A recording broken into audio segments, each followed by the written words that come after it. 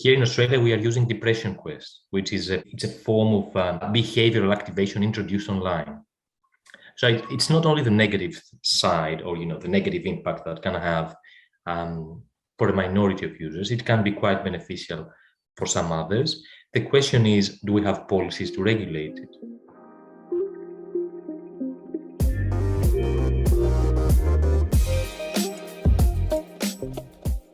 Hello world, you're listening to SPARTIecast. Hello and welcome to SPARTIecast, episode 37, the first episode we're recording in 2022. That means we did 12 per year in 21. Wow. I'm not sure we're going to hit that same rate because we're moving toward TikTok a little more and trying to, get a viral meme about the metaverse to hit the TikTok sphere or not. I mean, we're still doing edutainment. I'm still going to put these podcasts out, but I want to expand our reach and also give our students a little bit of freedom on the creative side of media production. Stay tuned for that. But today we have a somewhat typical, podcast episode, but also atypical for a few reasons. Our guest is coming from Australia, perhaps geographically the furthest guest I've had. He's my longtime collaborator, Vasileios Stavropoulos, and he is a psychological researcher, a statistician. He does avatar and game research. That's how we connected in the first place. He's on the kind of problematic uses side, right? And despite the fact that I focus on positives in my research, the benefits of gaming or VR or avatars, I also am very concerned about the negative outcomes. And the biggest one of gaming and VR that I think is valid is overuse. I don't call it addiction. Many of my colleagues are reluctant to use that term because it's very different than a chemical addiction. You don't go through withdrawal, etc. But overuse is certainly a thing. My kids certainly overuse, and they're in the background playing games here, so hopefully I don't have to yell at them to be quiet again. We recently co-edited a special issue on user avatar bond, risk and opportunities in gaming and beyond. And I think we talked a little bit more about opportunities in this special issue here. I'm sharing my screen if you can see this. Of course, we tried to be balanced, and I think that's very important in our field where we're talking about a potentially concerning subject. Vasileios does a great job in this episode of describing the nuance in the effects of gaming and connections with avatars. It's not like everybody has depression and anxiety because they game, right? That is a broad stroke conclusion that is very inaccurate. But some people do have negative outcomes of gaming to a much greater extent than others, and so it seems like his research is oriented toward identifying who's at greatest risk and then hopefully how to protect them. We talk about the project he's working on right now, where he's collecting tons of data from people, trying to create cyber-phenotypes, which are essentially like a profile, a psychological profile based on the media technology they use that could predict health markers of, concerning health markers like depression. And he also describes some of the individual differences that might relate to problematic game uses and the regulations that we might use to address some of these concerns. In the background, we also played around with Engage, which is a VR platform.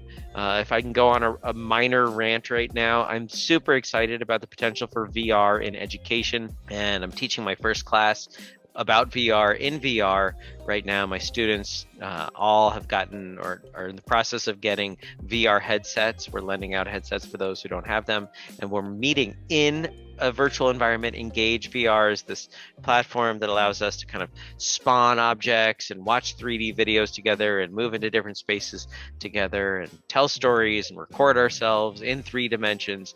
It's pretty cool. I think it's going to work well for this class, of course, because it's about VR. But I also imagine a great potential for VR in education in general. But I think there's this confound, this erroneous kind of perceived relationship between education quality and physical co-location. We don't need to be physically co-located for me to pay attention to you.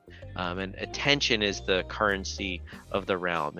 That is what makes for high quality education, right? Paying attention, giving feedback to your students, helping them along in their learning processes. I think I can do that personally much better in VR than I certainly could in recorded videos, and probably over Zoom as well. Probably the best solution is a mixture of video and VR. If we can find ways of making those experiences better than face-to-face, we could open up virtual education for a much broader audience. But that's not the point of today's episode. Enjoy the conversation with Vaz, my friend, and hopefully you will get some great content from us here in 2022 at SpartieCast.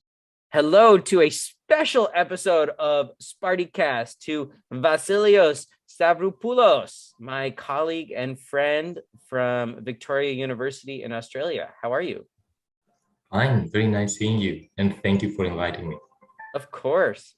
We've got some of our lab members here to kind of keep things, fresh and exciting. It's a rare opportunity that we can experiment with new modalities, and I guess that's what 2022 is going to be all about. During this podcast, we're going to jump into Engage Together, which is a VR platform, and I'm using it for my class. So hopefully we can make that work technologically. But before that, let's just do some of the regular old podcasty talk stuff. Vasileios, how do we know each other?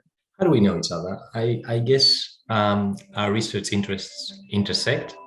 So you're studying virtual reality, the user avatar bond and presence from the perspective of opportunities. You are the optimistic one, and I'm doing the same thing from the other way around.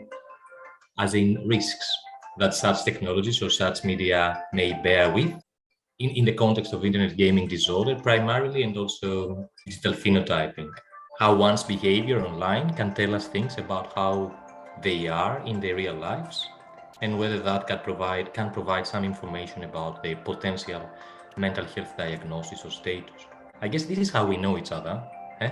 This is, yeah. Certainly not unusual or disordered for me to be sitting here with this massive device on my head, which I don't have where I am. You don't, but you do have the software, so we'll try it out shortly. You generously paint me as the optimistic one, but I think it's very important that you and I have worked together on kind of showing different perspectives on the same phenomena. So I say avatar identification, it's really great for, enhancing the experiences that people have in VR, but it might be concerning too. So what might be concerning about it? Can you go into a little more detail? So what we do know, I guess there's a continuum of the outcomes of uses of new technologies in our lives, the positives and the negatives. When it comes to the user avatar bond, what we do know from evidence around the world, cross-sectional and longitudinal, is that the stronger the connection is, for a small proportion of gamers, might be related with a moderate and up to a high effect size, with a risk for internet gaming disorder symptoms, which is a new diagnosis in DSM-5, a conditional diagnosis in DSM-5 in the appendix, a diagnosis requiring further study, and a formal diagnosis in ICD-11 as gaming disorder.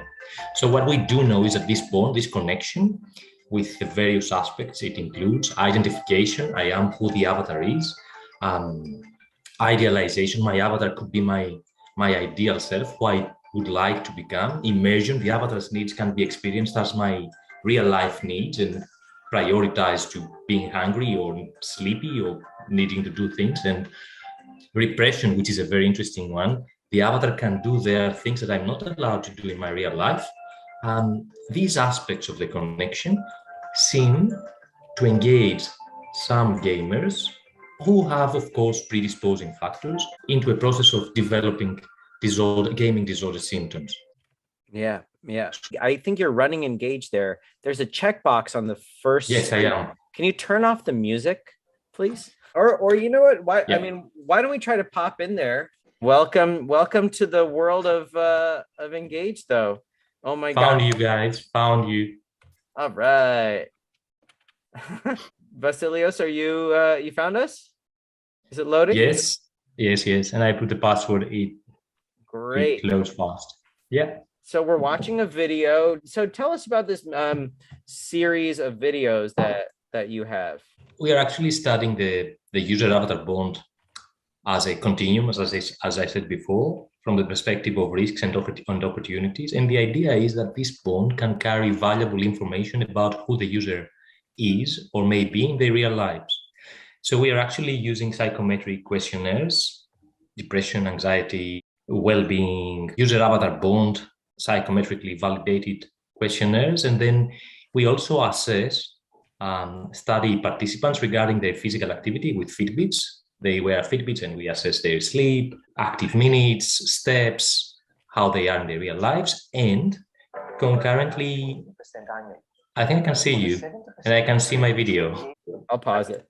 What we are suggesting, or what some basic literature has started suggesting, is that one's connection with their avatar, independent of the context, can provide us information about who the user is or can be in their real lives. So their mental health, their physical activity, and even how they are using digital media. So what we are doing is we are trying to translate the way one experiences their connection with their avatar into such type of information: mental health, physical activity, and digital media usage. And how do we do that? We collect concurrently information through three different channels. One is psychometric surveys. The second is, as I said, Fitbits, actigraphy trackers. And the third is a mobile monitoring app designed by the University of Melbourne, which assesses screen on, screen off time anonymously. Of course, number of texts, calls, apps that one is using. And we are trying to see if there are, that's a very nice room. And we try to see if there are types, we call them phenotypes, profiles of the way one experiences their bond with their avatar that can convey or translate into information about their mental health, physical activity, and digital media usage. And we do feel that such information is indeed provided. Okay, that's quite a large project. Yeah. Sounds like you've got a ton of data, and I know you're an expert statistics, psychometrics researcher. Are there any, to kind of merge us being in this environment, the virtual environment together, are there any videos, like which of these would you suggest I played? The ahead of the game? If you play the ahead of the game, that's exactly what the project is about. Okay, great. And hopefully this loads. And now, oh my gosh, we're in it together in 3D. Martian Surfing. Yeah. These 360 videos are not working out. They were all coming up sideways. So you're collecting data from it must be a large number of people. 500 we. 500. They're all using Fitbits. You're measuring all their avatar connections, their gaming use. And also they carry this mobile monitoring application called Aware, which assesses their mobile usage. But everything is optional, so one can elect to participate in one part of the study and not in another. Sure. The whole idea is to be able to translate information across these three channels and to identify users who might benefit and users who might be compromised and their differences. Because at the end of the day, as with psychological treatment, it's not whether a treatment works or not, it's for whom it works the best. And the same with virtual reality. It's not whether it's a good or a bad thing. It depends on many, many other conditions. As I said before, who the user is, who the person is, their real life context, and how that might be pushing them either to escape or to engage more with a virtual context. Do you like Mars? We like Mars. So I'm thinking, okay, so engage more. That's what Engage is trying to do, is get us to engage. And I put up this virtual treadmill and standing desk. I mean, wouldn't that be funny if you sit there in your chair working in VR, but you do it in a virtual treadmill desk, which is presumably healthy. And psychologically, maybe you feel like you're doing something good for yourself or for your avatar. Your avatar might be fit. But of course, in reality, you're just sitting there. What are some of the ways that you think a platform like this? Oh, and also I wanted to show you here. Wait, where'd you go? Oh, there you are. You're in Mars. I'm avoiding you, If but I you, will come back. Let me come back. no worries. Walk around. You can look for objects and you can spawn many types of digital objects. There are vehicles and animals. Let's throw a bat there. There's a bat flying on Mars. Wait, it's not, my bat's not flying. It's just standing there. Go, go, fly, bat, fly. Be free, be free. So what do you think? What do you think about this kind of software and the potential to use it for good? Do you think it's going to lead to net benefits or net costs? I mean, people probably ask you all the time, are games bad for us? Are games good for us? I get that question often. Are avatars bad or good? So what do you think in this context? How could it be good or bad? I will start with just to counterbalance your optimism and your positivity around the medium. I will start with the negatives. So what we do know is that cyber relationships or cyber experience tend to cultivate a different type of social skills.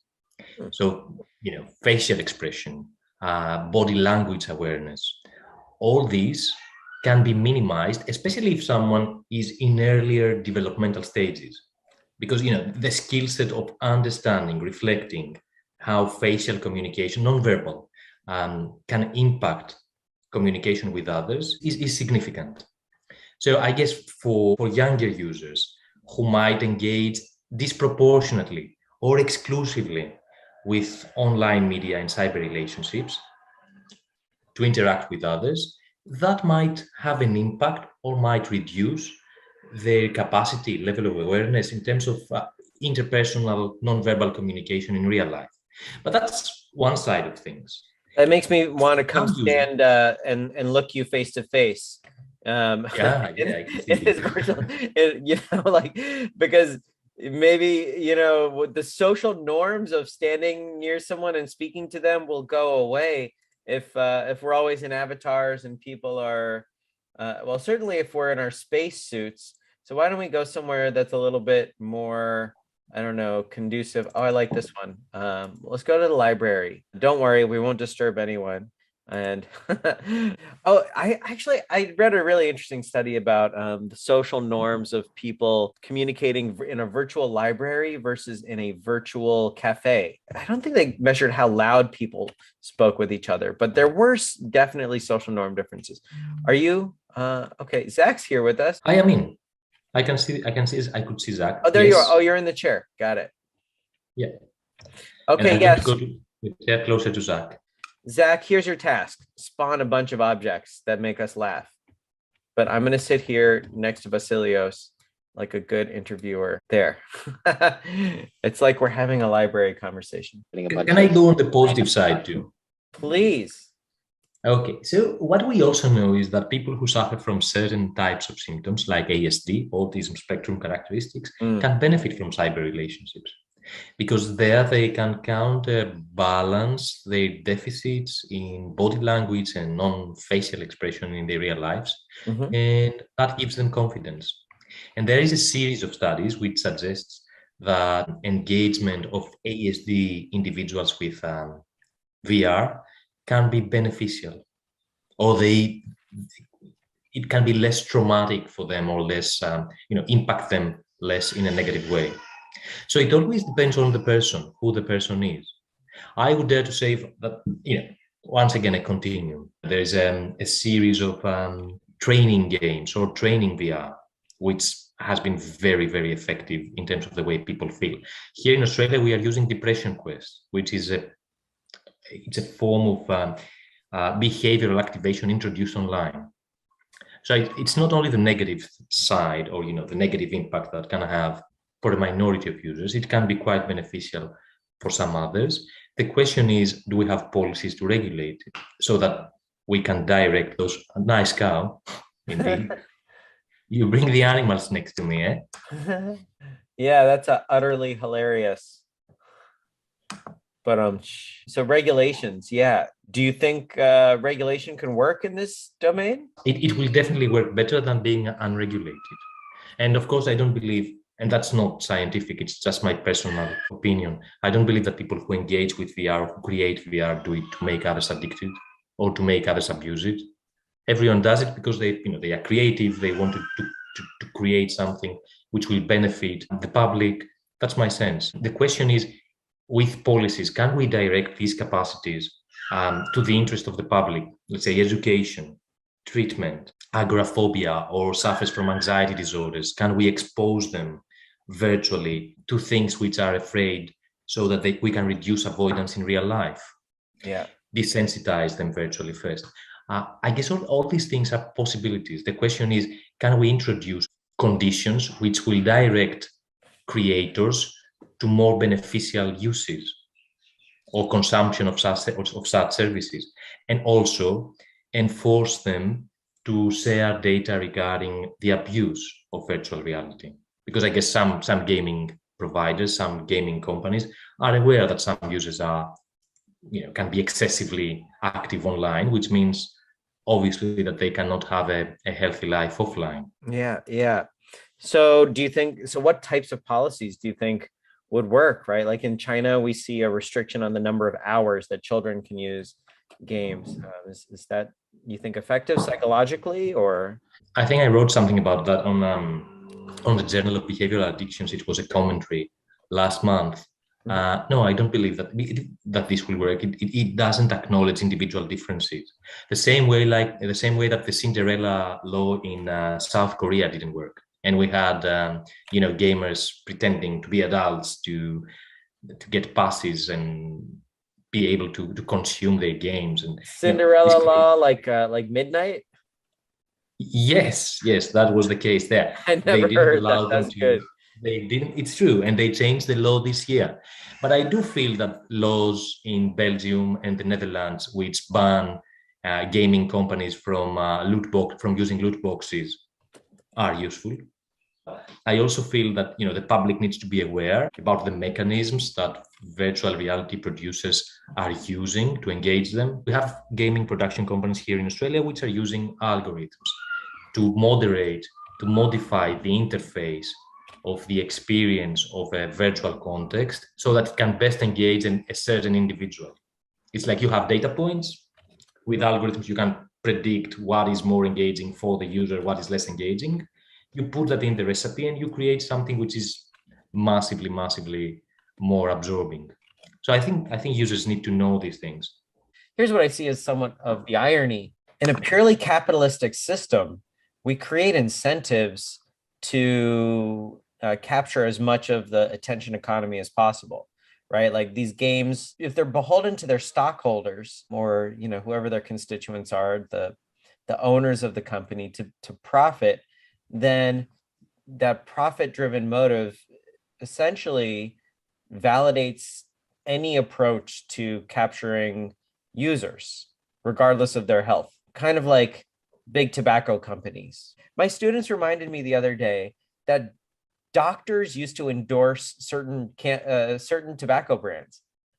They would say, "Oh, like these brands are, I endorse Camels. It's good for losing weight or for something or other." Like, so I'm playing devil's advocate here against myself in a way and saying, well, maybe certain games are, or within a capitalistic system, they all have an incentive to capture our attention using these algorithms, using mechanisms like loot boxes, which are essentially taking advantage of operant conditioning, right? To get people to come back and click on the Skinner box bar for the cheese, right? If that's the case, then is there any solution like in our modern capitalistic market-driven world because even if people know, they're not going to be able to fight them because psychologically it's influencing them so strongly. I'm not an expert in policies. I'm just a psychologist who studies, the impact and how things can relate to one's mental health and Sure. their well-being. But I can say one thing. I think everything depends on whether we look into the short-term benefit, the short-term outcome, or the long-term outcome. So if a game is absorbing and produces more, income for the provider in the short term, that's something positive. But if in the longer term, it deregulates people's lives in ways that they cannot be productive for the broader community, that's important too. And it may have, if you put things together and you weigh them, it may be way more significant. So I guess long-term and short-term make the difference. And also there is the common theme of conflict of interest. You talked about doctors who, Endorse tobacco. they supported tobacco producers or tobacco companies. Is there conflict of interest? And the same with scientific community and researchers. Can we be objective if we receive funding from certain sources? It's this old discussion which comes again and again and again across different fields. Objectivity. And what is science? Science is empirical evidence. We put a question, we check the evidence, we say this is it. And in my opinion, and this is something that I can safely talk about based on empirical evidence, virtual reality is not only good or only bad. It can be both things. We have individual differences. We know that who the user is, where the user is, and where virtually they are, and with whom plays a role about the outcome. And this is what we need to focus on, to identify parts of the community that will benefit, or activities in the community that will benefit the public, and activities in the community that might compromise the public. Our job, our aim as researchers is to provide the evidence about certain directions, and the job of politicians or regulators is to use this empirically produced evidence to magnify the benefits and minimize the impact on the public. It's not a yes or no answer. It's not black or white. Everything is gray, I guess. Am I talking too much, Robbie? No, you're not at all. I'm taking some notes here for the episode notes, and I think that's the title right there. The answer is gray. We need more data and kind of more powerful statistical models to figure out exactly who will benefit and who will suffer the negative consequences. Is that a good summary? I think it's a good summary, but I would add one thing. I think we already have data. What we need to do is to, based on the data that we already have, to promote the right policies and also produce more information. That's I guess what we need to do. And I'm sorry for my son screaming. No worries. He's 7 months old. I'm sorry, guys. I assume there's someone in there helping him. Yeah. Of course. He's not neglected for me to participate in this session. But let me go back to the other idea. I guess the pathway to address that is through investigating what we call cyber-phenotype or digital phenotype. So what is that? The same way that real-life behavior can inform about one's mental health state.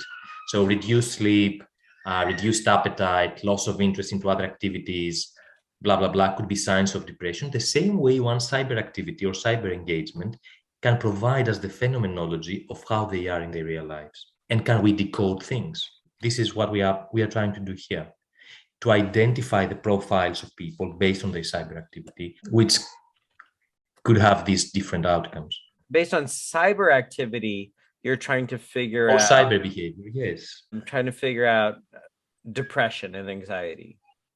Yes, for instance, I believe LCAs and growth mixture models and all these things which are enhanced with algorithms and stuff. For the audience, there are some statistical ways of identifying homogeneous subgroups within a bigger population. So when you have, let's say, 500 participants being assessed about their relationship with their avatar, their mental health, how they are using their mob with objective data, and also with objective data actigraphy, how they are in their physically sleep and physical activity, then you can identify homogeneous groups based on these three areas and match them.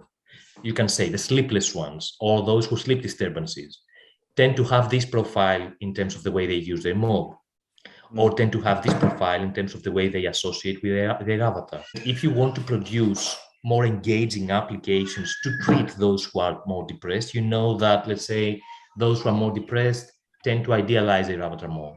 So go there. So cyber activity could be surveys of how they feel about their media use, as well as kind of like time of use, amount of use, that kind of stuff. It could also be objective data, observing them, screen on screen off time applications. And then there is a new direction. You may have heard it, you may have not. They call affective computing.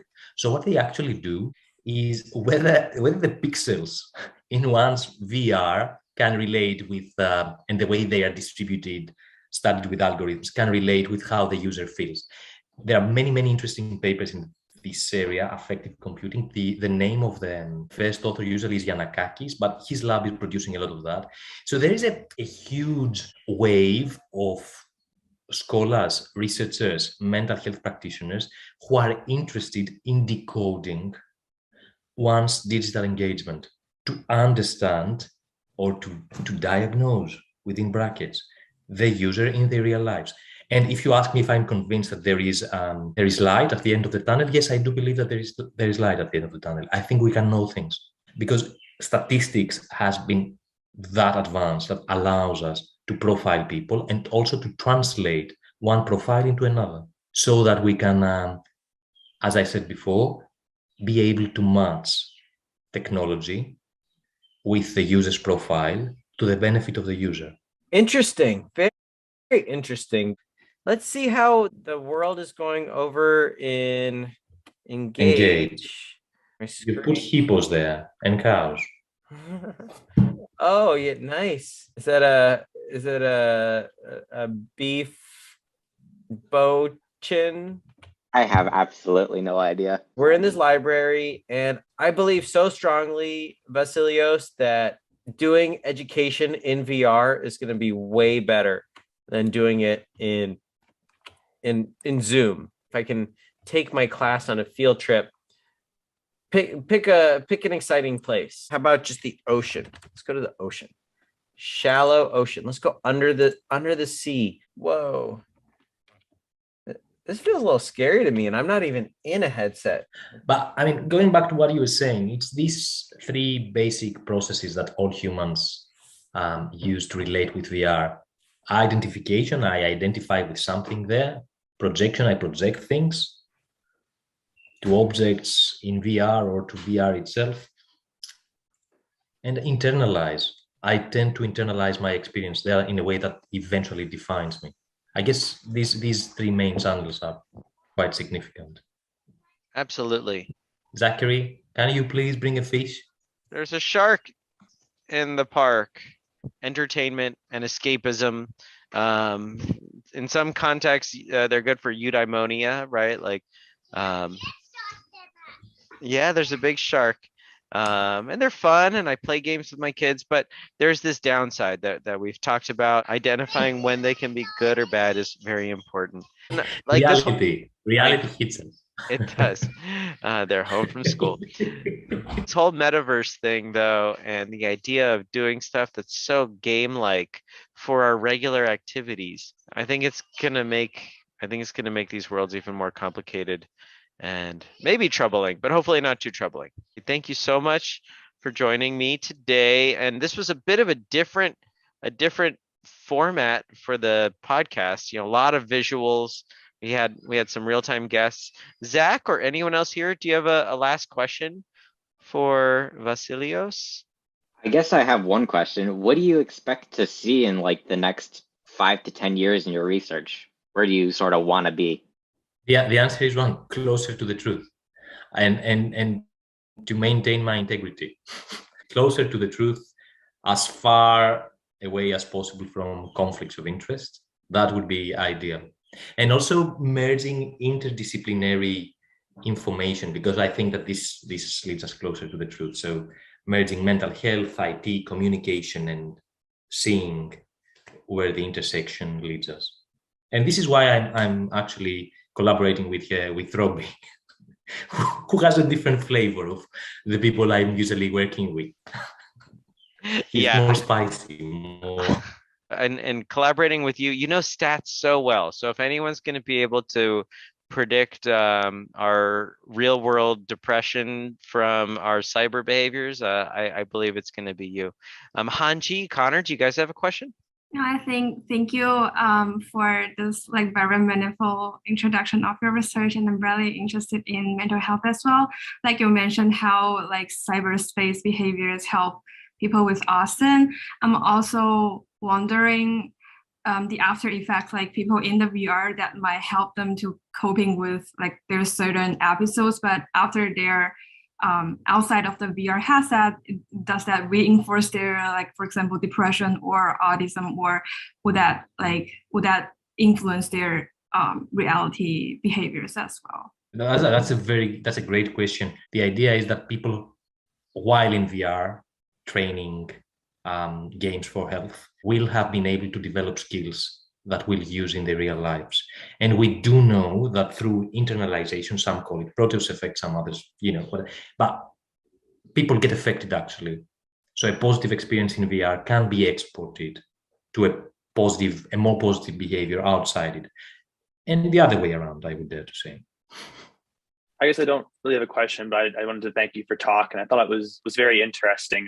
Especially I liked like sort of the nuance behind it, because I feel like a lot of like the discussion that I've heard sort of as like someone who's not too far into this research has been a lot like one-sided, like either sort of the positive effects or the negative effects. But I think it's been very interesting to sort of hear like sort of the back and forth between those two different sides. Connor, as a future game developer, do you feel a little bit of a moral kind of pull in one or the other or many directions based on these topics?